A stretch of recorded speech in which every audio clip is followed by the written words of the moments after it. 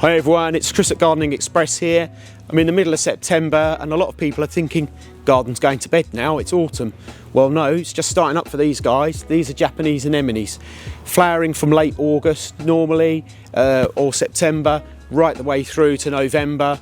Really tough hardy plant, comes back each and every year, and you get these in different colours as well. This one's called Elfin Swan.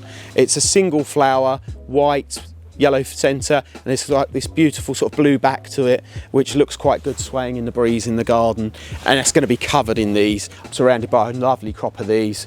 How about pink? This is Fantasy Jasmine, the variety. Again, this has reached about 2 foot tall in the garden, perhaps 2.5 foot, 3 foot on rich soils, and this has got, again, masses of buds on this plant about to burst into bloom over the coming weeks.